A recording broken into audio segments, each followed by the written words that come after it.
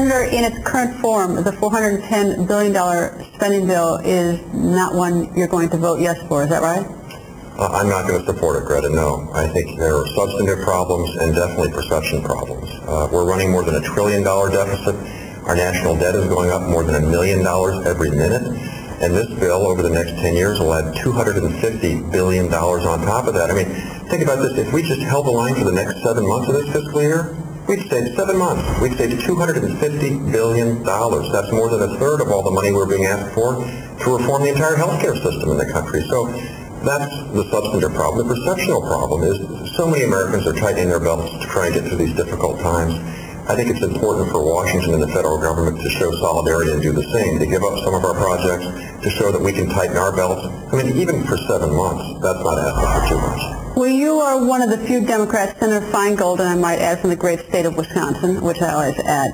He's also a Democrat who, at least in the current form, is going to vote no. Why is it that the two of you seem to be the only ones who have that thought and the rest of the people in your party think it's fine, we'll vote for it and fund the government until September 30th at this number? Well, maybe it's just good Midwestern common sense, Greta, but in my case, it's the fact that I was a governor. I had to balance budgets even during difficult times, and sometimes you have to defer things you want to do. Sometimes you have to make tough decisions to hold the line on spending. And in this particular case, this is just general government spending. It's not targeted at creating jobs. It's not designed to try and keep the financial system from going down. It's just across the board spending. Many times the rate of inflation. Many times the rate of inflation. And with the deficits that we have, all the money we have to borrow from abroad, which weakens our country, this is not something we should be doing now. I can see, maybe sort of selfishly wanting your own sort of pork project to go through, but the problem is that there are so many. I mean, the numbers are extraordinary. How many of these, over 8,000 earmarks in this? So you would think that while you might support, really want yours, if you see 7,999 others, you might have a different view. They don't? Well, for some, it's the project. And not all of them are bad. They're not all bridges to nowhere. But at this moment in time, I think it's just something we can't afford. Some of them like just the higher levels of spending for all the programs, the 8% across the board increase. They resented some of the lines that were drawn during the Bush years, and they want to make up for that in their minds. And I think some others would prefer maybe to not buck the leadership, that kind of thing. So you put all that together, and that generates support for the bill. But again, Greta, the day of reckoning is coming. We can't run deficits like this forever. The markets will react and punish us if we don't. And they are. Went down another almost 80 points today. Well, they are, but that may be a result of many things. I'm talking about something truly cataclysmic. Our currency collapsing, interest rates skyrocketing because of our unsustainable deficits. It's now at an unprecedented level, well, except during the Second World War, perhaps, or the Civil War, of 12% of GDP. And this is just not sustainable. I was with Ben Bernanke last week. He said, look, you really need to get it down to 2% of GDP to avoid long-term problems. So for me, all the small stuff in the bill, either the projects or the annual appropriation increases for all the stuff, that wasn't nearly as significant as doing what was in the long-term interest for the country and trying to reconnect with ordinary people and say, look, we're with you on this. We're willing to tighten our belts too to get through this difficult time. You have been quoted as saying that you want, if the bill, I assume the bill is going to get the president's desk, but that he should veto it. Have you told him that? No, but I know they're aware of my views on the subject. And look, how do you know that they're aware of it? Did they watch TV or because you've gotten word? I know an opinion piece I wrote for my publications. The Wall Street Journal was given to some of the high-ranking people in the White House by some other folks, not by me. But look, it's a tough spot for me. I was governor of my state, as you know. I actually had to veto our state budget one year, even though my own party had passed it in my House of Representatives. That was a hard thing to do. Well, why stop for that? You say it's hard. I mean, there's so many earmarks in this, and I've gone back through what the president said in the lead up to the election, and he said, vote for change, and he said, he doesn't like earmarks, he doesn't like pork, he likes transparency. Then he calls this bill, which has over 8,000 earmarks in it, he calls it last year's business. Is it last year's business? It's this year's money, Greta. So it's not last year's business. Do you agree? No, it's this year's money, and it's our children's future. But look, to be fair to the man, Congress is putting him in this position, okay? Who's president? Well, let me finish.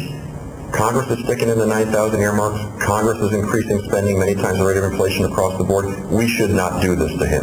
It's not fair to him, and I'll tell you why. He's sitting there in the Oval Office, and he's thinking, I've got energy security, I've got health care, I've got the economy, I've got Iraq and Afghanistan. Do I really want to start a big fight with the people I'm going to need to get those things done over this bill?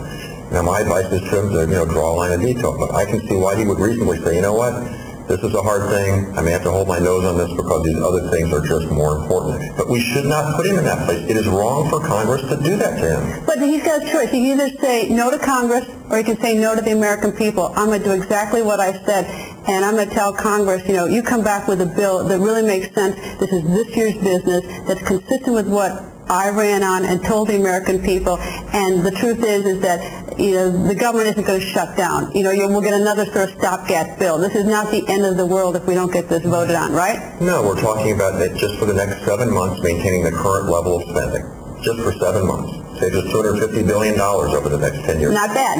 I think that's what we ought to do. All I'm saying is that the Congress is putting him in a very difficult balance because this is an important issue, but he's got all these other important issues that he's going to have to work with the supporters who want this bill on. It puts him in a terrible bind, and Congress shouldn't be doing that to him. So if he says no to Congress and vetoes it, what happens? Why is that such a terrible thing to Congress if he sort of exerts his authority as president?